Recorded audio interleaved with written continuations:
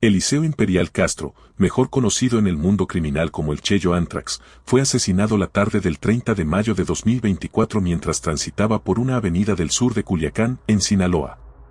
El Cheyo venía huyendo de un grupo armado que dispararon a quemarropa contra su vehículo. Ni siquiera teniendo un auto blindado, pudo escapar a la lluvia de balazos. Lo que el Cheyo no sabía era que su sangrienta muerte, que estaba cargada de odio y venganza, venía de alguien muy cercano. Su asesinato no es uno más que se cobró el crimen organizado. Porque él no era cualquiera, sino uno de los miembros más importantes del cártel de Sinaloa, y su muerte podría significar el final de uno de sus brazos armados más temerarios, los Anthrax. ¿Quién traicionó al Cheyo Anthrax? Eliseo Imperial Castro nació en Culiacán el 17 de enero de 1984. Es hijo de Eliseo Imperial López, un narco de nivel medio que sería clave para su futuro. No obstante, fue su tía Margarita Imperial quien realmente le abriría el camino. Ella se convirtió en la segunda esposa del Mayo Zambada. Así, el Cheyo poco a poco se convertiría en uno de los más fieles sicarios de su tío. De esta relación nació el Mayito Gordo, primo del Cheyo, quien se convirtió en su amigo más cercano. Aunque, más que amigos, eran hermanos. Siempre estaban juntos, compartían las fiestas, los lujos y por supuesto, el mundo del narcotráfico.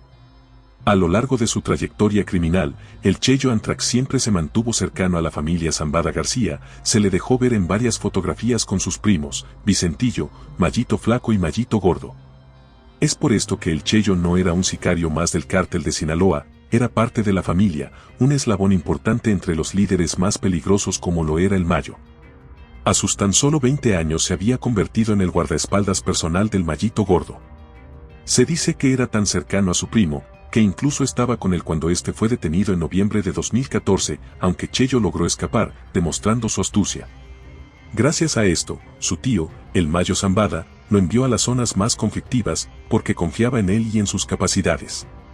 Fue así que el Cheyo se apoderó de Chiapas y Zacatecas, donde se enfrentó cara a cara al cártel Jalisco Nueva Generación y los narcos más sanguinarios, los Zetas. Su poder aumentó cuando le asignaron las rutas marítimas de Sinaloa a Tijuana. En esta zona estableció el camino para introducir drogas a Estados Unidos. Una vez más demostró su eficiencia y astucia, ganándose el reconocimiento de su grupo y también de los colombianos que le suministraban el cargamento. A mediados de 2014, Cheyo Anthrax fue acusado de narcotráfico y lavado de dinero por una corte del Distrito Sur de California. En 2016, la Oficina de Control de Activos Extranjeros lo añadió a su lista de narcotraficantes extranjeros. Estados Unidos identificó al Cheyo Anthrax como un alto mando del Cártel del Pacífico y de los Anthrax. Por ello, la autoridad estadounidense congeló las cuentas al Cheyo Anthrax junto con la de los hermanos Alfonso Lira Sotelo, alias el Atlante, Javier Lira Sotelo, alias el Aníbal, y Alma Delia Lira Sotelo, quienes también fueron vinculados al Cártel de Sinaloa. El Tribunal del Sur de California lo acusó en mayo de 2022 de traficar drogas como la metanfetamina, cocaína y marihuana. Por sus incontables hazañas, Eliseo Imperial Castro logró que el cártel de Sinaloa expandiera su poder en el sur de California. Gracias a esto, a la confianza y la cercanía familiar lograría ascender rápidamente dentro de la organización y formar su propio brazo armado, los Anthrax. Los Anthrax se crearon tras la separación de los hermanos Beltrán Leiva del cártel de Sinaloa en 2008. Imperial Castro, junto con José Rodrigo Arechiga Gamboa, el Chino Anthrax, fueron fundadores de este brazo armado del Mayo. Fueron concebidos, principalmente, para proteger al El Mayo Zambada y a sus hijos, de ahí la importancia que este grupo rápidamente alcanzó dentro de la asociación delictiva. Fue idea del Chayo y el Chino crear un grupo de élite que protegiera a la familia Zambada, con una lealtad inquebrantable a su líder El Mayo. No obstante, no era un grupo cualquiera, bajo el liderazgo del Chino Anthrax e integrantes como Jesús Peña el 20 y René Velázquez el Sargento Fénix. Los Anthrax sembraron el terror en Culiacán y se convirtieron en el terror de los demás cárteles. Los integrantes de los Anthrax tenían como distinción principal un anillo de calavera con brillantes que demostraba, según ellos, liderazgo, muerte y poder, y por supuesto, los sanguinarios que eran para ejecutar sus ataques. Pero sus lujos no se quedaban solo en un anillo, a los Anthrax les gustaba mostrar ostentosidad en sus redes sociales. No solo eran conocidos por su brutalidad, sino también por sus autos de lujo, joyas de oro, relojes y hasta armas incrustadas con diamantes. Al Cheyo, al igual que al Chino, le encantaba asistir a eventos, especialmente los de la familia Zambada. No existía el perfil bajo, así demostrando a todos que él se había ganado un lugar cerca del Mayo. El brazo armado de los Anthrax operaba principalmente en Culiacán, donde han sido autores de muertes y violentos ataques.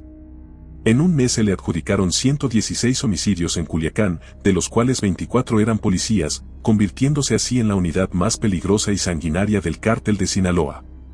Los Anthrax también se originaron para detener el avance de los Zetas en las fronteras de Sinaloa y otros estados del país y, así, mantener el control de las actividades ilícitas.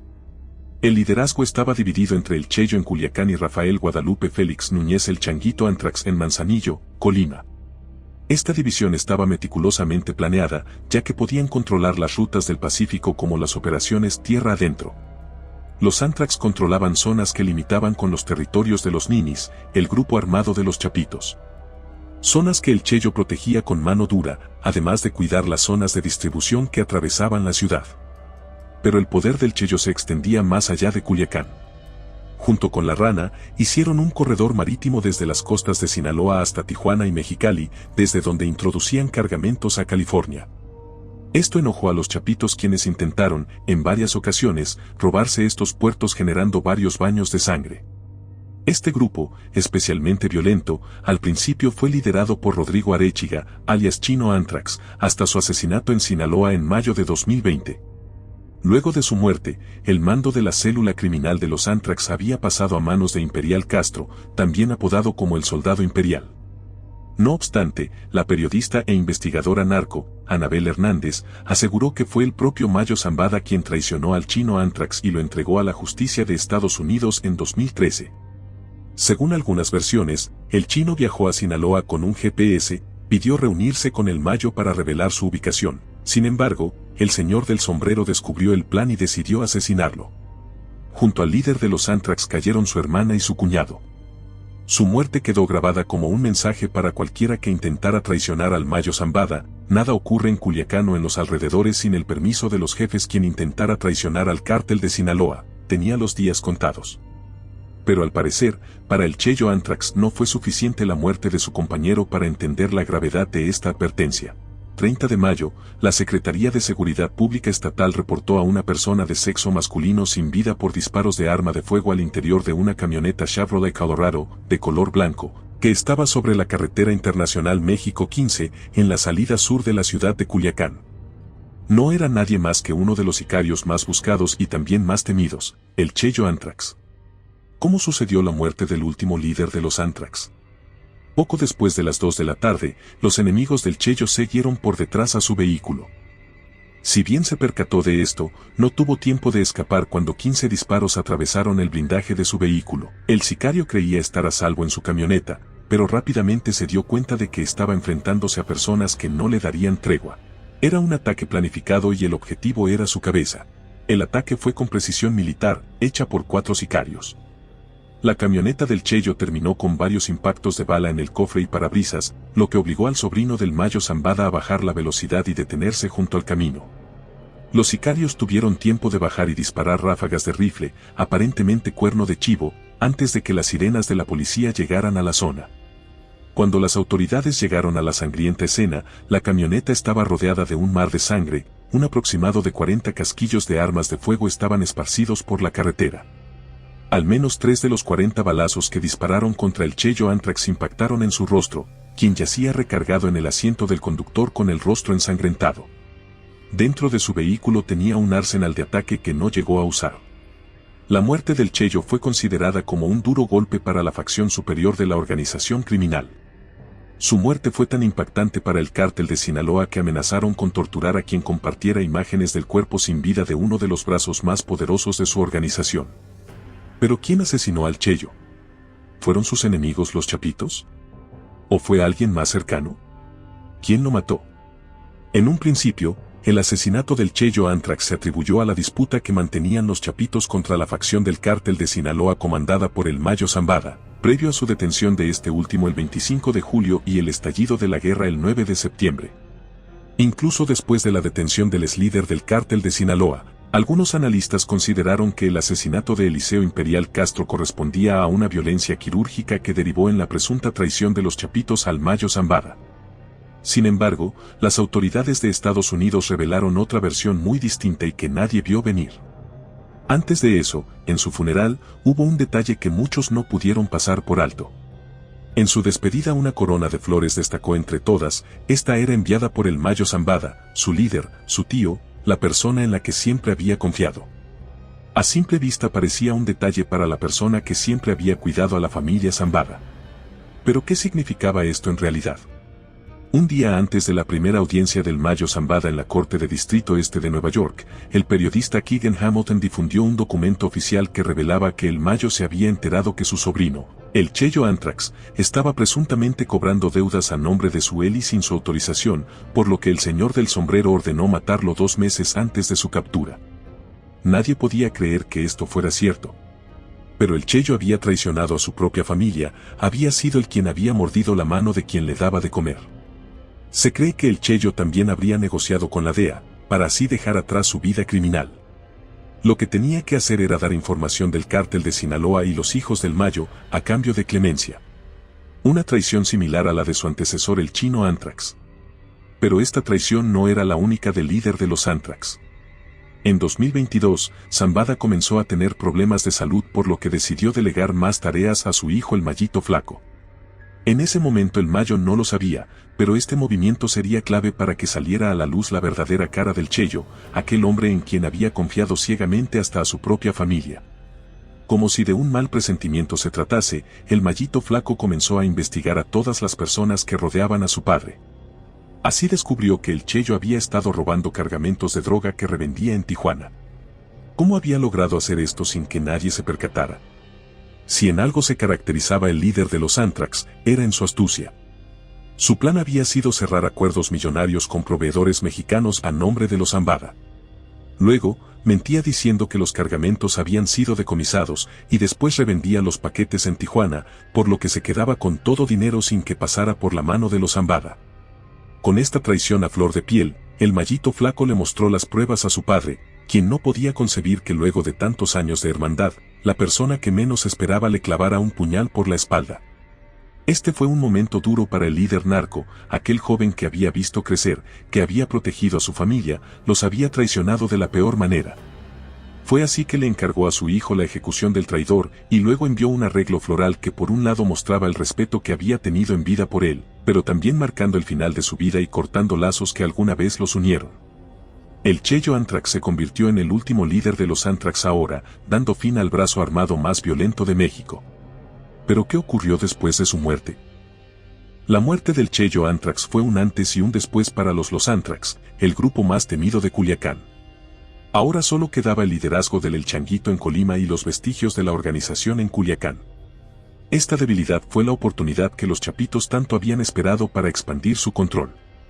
Muchos creen que la muerte del Cheyo y la extradición del Niní fueron una estrategia de los Chapitos para consolidar su poder, no solo en Sinaloa, sino toda la zona que divide Sonora con Baja California.